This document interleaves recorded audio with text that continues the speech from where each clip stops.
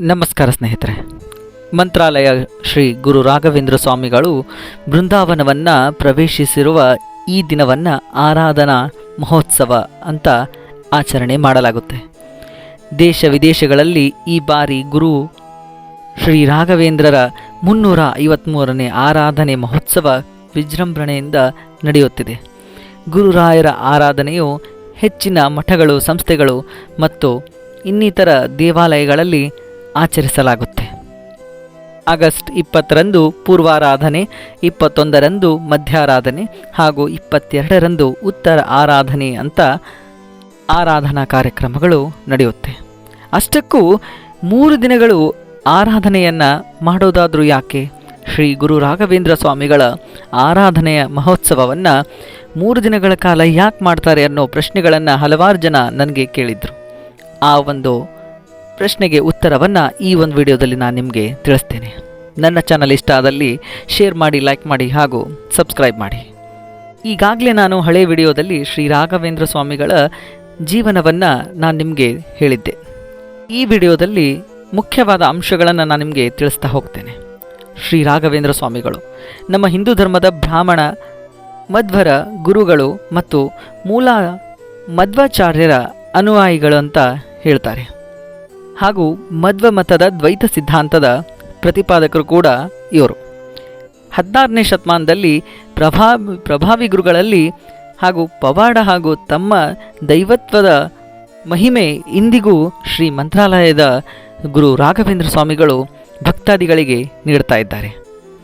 ಶ್ರೀ ರಾಘವೇಂದ್ರ ಸ್ವಾಮಿಗಳ ಪೂರ್ವಾಶ್ರಮದ ಹೆಸರು ವೆಂಕಟನಾಥ. ತಿಮ್ಮಣ್ಣ ಭಟ್ಟರು ಹಾಗೂ ಗೋಪಿಕಾಂಬೆಯ 2ನೇ ಮಗನಾಗಿ 1595ರಲ್ಲಿ ತಮಿಳುನಾಡಿನ ಭುವನಗಿರಿಯಲ್ಲಿ ಜನಿಸ್ತಾರೆ. ಫಾಲ್ಗುಣ ಮಾಸದ ಶುಕ್ಲ ಸಪ್ತಮಿಯ ಗುರುವಾರದಂದು ಚಂದ್ರನು ಮೃಗಶಿರ ನಕ್ಷತ್ರದಲ್ಲಿದ್ದಾಗ ಇವರು ಜನಿಸ್ತಾರೆ. ವೆಂಕಟನಾಥರಿಗೆ ಶ್ರೀ ರಾಘವೇಂದ್ರ ಅಂತ ಹೆಸರು ಬಂದಿದ್ದು ಸುಧೀಂದ್ರ ತೀರ್ಥರು ಬೃಂದಾವನ ಪ್ರವೇಶಿಸಿದ ಮೇಲೆ ರಾಯರ ಮಠದ ಮುಖ್ಯಸ್ಥರಾದರು ಇವರು. ಇದಕ್ಕೂ ಮೊದಲು ಸನ್ಯಾಸ ದೀಕ್ಷೆಯನ್ನು ಸ್ವೀಕರಿಸಿದ ವೆಂಕಟನಾಥರ ಹೆಸರನ್ನು ರಾಘವೇಂದ್ರ ಅಂತ ಬದಲಾಯಿಸಲಾಯಿತು. ರಾಘವೇಂದ್ರ ಎನ್ನುವ ಹೆಸರು ಶ್ರೀ ರಾಮನ ಹೆಸರು ಅಂತ ಹೇಳಲಾಗುತ್ತೆ. ಇದರ ಅರ್ಥ ಪಾಪಗಳನ್ನು ನಾಶ ಮಾಡುವ, ಬಯಸಿದ ವಸ್ತುವನ್ನು ಕೊಡುವ ಅಂತ ಅರ್ಥವನ್ನು ಸೂಚಿಸುತ್ತೆ. ಇದಕ್ಕೂ ಗುರುಗಳ ಆರಾಧನೆ ಎಂದರೆ ಏನು ಅಂತ ಪ್ರಶ್ನೆ ಬಂದಾಗ ರಾಘವೇಂದ್ರ ಸ್ವಾಮಿಗಳ ಆರಾಧನೆ ಎಂದರೆ ರಾಯರು ಜೀವಂತವಾಗಿ ಬೃಂದಾವನವನ್ನು ಪ್ರವೇಶ ಮಾಡಿದ ದಿನ. ದೇಶ ವಿದೇಶಗಳಲ್ಲಿ ಆಚರಿಸಲ್ಪಡುವ ಗುರುಗಳ ಆರಾಧನೆಯು ಹೆಚ್ಚಿನ ಮಠಗಳು, ಸಂಸ್ಥೆಗಳಲ್ಲಿ ಇದನ್ನು ಸಕಲ ಭಕ್ತಾದಿಗಳು ಆಚರಣೆ ಮಾಡ್ತಾರೆ.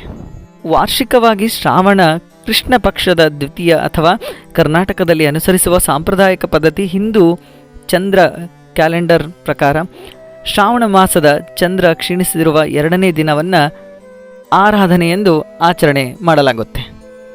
ಈ ವರ್ಷ 353ನೇ ಆರಾಧನೆಯನ್ನು ನಾವು ಆಚರಿಸ್ತಾ ಇದ್ದೇವೆ. ಆದರೆ 3 ಆರಾಧನೆಗಳನ್ನು ಯಾಕೆ ಮಾಡ್ತಾರೆ ಅನ್ನೋ ಪ್ರಶ್ನೆಗೆ ಉತ್ತರವನ್ನು ಈಗ ನಾನು ನಿಮಗೆ ನೀಡ್ತೇನೆ. ಶ್ರೀ ರಾಯರ ಪೂರ್ವಾರಾಧನೆ ಮಹೋತ್ಸವ ಈ ದಿನವು ಇಂದು ರಾಯರು ಬೃಂದಾವನ ಪ್ರವೇಶ ಮಾಡಿದ 1 ದಿನದ ಮುಂಚಿತವಾದ ದಿನ ಅಂತ ಆಚರಣೆ ಮಾಡಲಾಗುತ್ತೆ.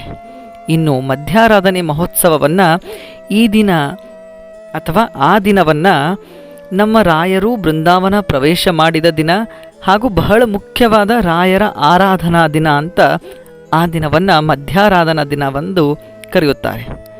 ಇನ್ನು ಶ್ರೀರಾಯರ ಉತ್ತರಾಧನಾ ಮಹೋತ್ಸವವನ್ನು ಇದು ರಾಯರು ಬೃಂದಾವನಸ್ಥರಾದ ನಂತರ 1 ದಿನದ ನಂತರ ಮಂತ್ರಾಲಯದಲ್ಲಿ ರಾಯರ ಮಹಾರಥೋತ್ಸವವು ರಾಯರ ಭಕ್ತ ಸಾಗರದ ನಡುವೆ ಜರುಗುವ ದಿನವೆಂದು ಕರೆಯಲಾಗುತ್ತೆ.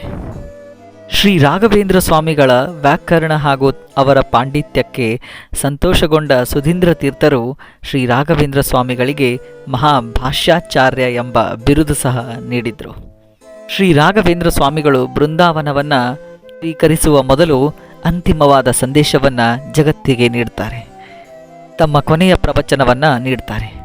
ನಾನು ನನ್ನ ದೇಹವನ್ನು ಮಾತ್ರ ತ್ಯಜಿಸುತ್ತಿದ್ದೇನೆ ಹೊರತು ನಾನು ಜನರ ಯೋಗಕ್ಷೇಮ ಹಾಗೂ ಭಕ್ತರನ್ನು ಸಲಹುವುದಕ್ಕೆ ಭೌತಿಕವಾಗಿ ನಾನು ಇಲ್ಲೇ ಇರ್ತೇನೆ ಅಂತ ಹೇಳ್ತಾರೆ.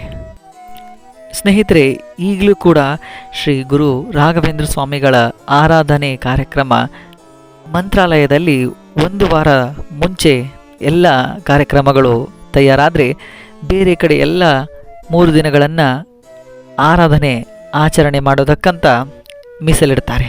ಈಗಲೂ ಕೂಡ ಹಲವಾರು ಭಕ್ತಾದಿಗಳು ಮಠದ ಸಂಕೀರ್ಣವನ್ನು ಮಂತ್ರಾಲಯ ಪಟ್ಟಣದ ಹಾಗೆ ತಯಾರು ಮಾಡ್ತಾರೆ. ಮಂತ್ರಾಲಯದಲ್ಲಿರೋ ಹಾಗೆ ಅದ್ಧೂರಿಯಾಗಿ ಶ್ರೀಮಂತ ಬಡವನಲ್ಲದೆ ಎಲ್ಲ ಜನರು ಕೂಡ ಭಕ್ತಾದಿಗಳು ಕೂಡ ರಾಯರ ಸೇವೆಗಾಗಿ ಕಾಯ್ತಾ ಇರ್ತಾರೆ. ರಾಯರ ಸೇವೆ ಮಾಡೋದಕ್ಕಂತ ದೇಶ ವಿದೇಶಗಳಿಂದ ಸಾವಿರಾರು ಭಕ್ತರು, ಅವರ ಕುಟುಂಬದವರು ಎಲ್ಲರೂ ಬಂದಿರ್ತಾರೆ. ಹಬ್ಬವನ್ನು ಮೀರಿ ಆರಾಧನೆಯನ್ನು ಆಚರಣೆ ಮಾಡ್ತಾರೆ. ಇದು ಶ್ರೀ ಗುರು ರಾಘವೇಂದ್ರ ಸ್ವಾಮಿಗಳ ಆರಾಧನೆ ಕಾರ್ಯಕ್ರಮದ ಮಾಹಿತಿಯ ವಿಡಿಯೋ ಆಗಿದೆ. ನಾನು ನಿಮ್ಮ ಅಭಯ್ ಜೋಶಿ. ಧನ್ಯವಾದಗಳು.